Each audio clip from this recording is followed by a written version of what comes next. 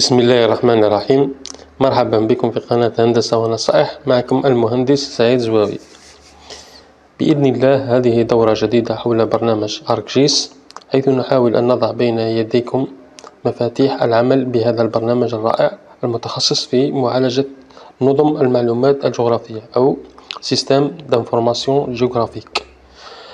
المحاور الأساسية التي اعتمدتها لهذه الدورة تتلخص في ما يلي. Les grandes lignes dans cette formation spécialisée sont premièrement une présentation du logiciel ArcGIS. Deuxièmement, on va voir la préparation de projet ou bien de l'étude. On va voir exactement comment élaborer l'organigramme et la forme de la database. Troisièmement, on va voir comment préparer les problématiques de notre projet SIG, toutes les caractéristiques du projet telles que la situation, la classification, et on va préparer les grandes questions à répondre à la fin de notre projet. Quatrièmement, on va voir l'élaboration de la base de données.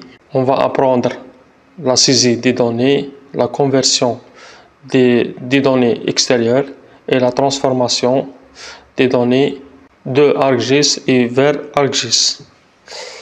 Cinquièmement, on va apprendre dans cette formation l'analyse des données et on va voir comment interroger le logiciel ArcGIS afin d'extraire les informations nécessaires. Et on termine par les méthodes de présentation des résultats obtenus. العمل على برنامج ArcGIS يعتمد بالأساس على ثلاثة برامج. أولها هو ArcCatalog. Comme définition, l'ArcCatalog est un outil qui nous permet de faire connecter les dossiers de travail avec le logiciel ArcGIS. Deuxièmement, la création des couches ou bien des layers, soit en forme shapefile ou bien des géodatabases, ainsi que d'autres opérations préparatoires de travail avant de démarrer la vectorisation. ثانيا، برنامج ArcMap هو البرنامج الأكثر استخداما في مراحل العمل على ArcGIS، وأهم خصائصه أن جميع العمليات الأساسية تجرى عليه. Par exemple, l'opération de digitalisation, l'édition des couches, la sélection ainsi que la mise en page de notre travail se fait sur l'ArcMap.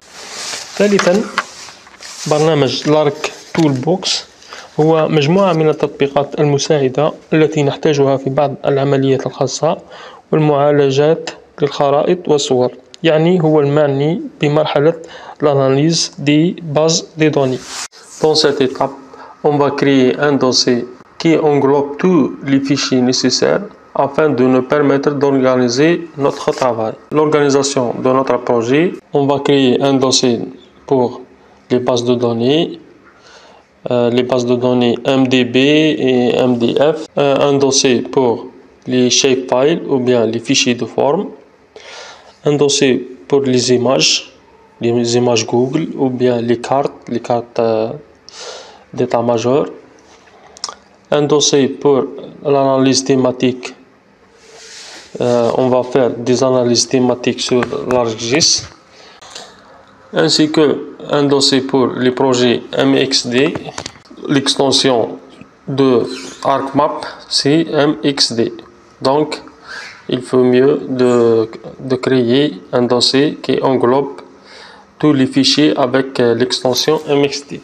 Un dossier pour les cartes produites, les cartes finales produites, un seul dossier, l'extension PDF ou autre extension.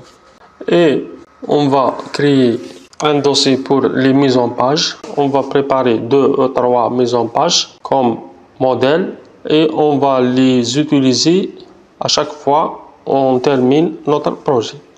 dossier pour les fichiers AutoCAD. كما تعرفوا التعامل الرئيسي لArcGIS هو مع AutoCAD. لهذا les fichiers AutoCAD il faut mieux le poser dans un seul dossier et le nommer fichier AutoCAD. Et deux derniers dossiers, exportation et importation, tout ce qui est exporté de ArcGIS un seul dossier et tout ce qui est importé vers ArcGIS dans un seul dossier. Et pour le problématique, il faut avoir une carte état-major ou bien une image pour localiser notre projet Il faut savoir le système des coordonnées géographiques de notre site. Deuxièmement, identifier le type de projet à exécuter. Par exemple, dans cette formation, on va élaborer un projet d'un réseau d'assainissement urbain.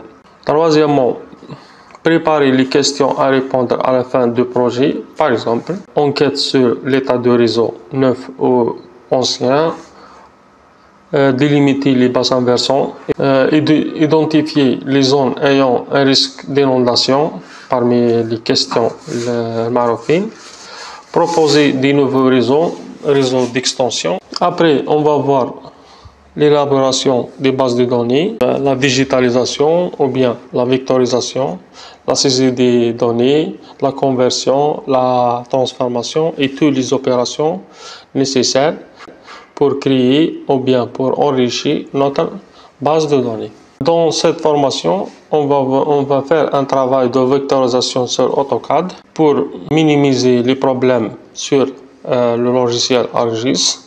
Il faut bien schématiser les éléments du réseau d'assainissement. On a 3 types d'entités. Les entités ponctuelles, comme les regards de visite, les ouvrages hydrauliques, les regards agréés. Les entités linéaires, comme les collecteurs, les routes et les différents réseaux existants. Et les entités surfaciques, comme les bassins versants, la délimitation de projet, les surfaces d'eau, etc. On va voir comment transformer et convertir un fichier AutoCAD vers ArcGIS avec et sans les données attributaires. Et on va voir comment la vectorisation se fait sur ArcGIS et plutôt ArcMap pour confectionner le travail. Et analyse des données, l'extraction des informations. Dans cette étape, on va faire une analyse thématique suivant les questions posées précédemment, savoir interroger le logiciel ArcGIS et utiliser les informations de base pour développer notre projet afin de faire sortir des résultats plus précis. Exemple, déterminer un diamètre inférieur ou supérieur à une valeur donnée. Et on termine par les méthodes de présentation des résultats obtenus sous forme des cartes élaborées par ArcGIS, ainsi que de préparer des mises en page modèles en anglais Layout View et exporter sous forme PDF ou bien package.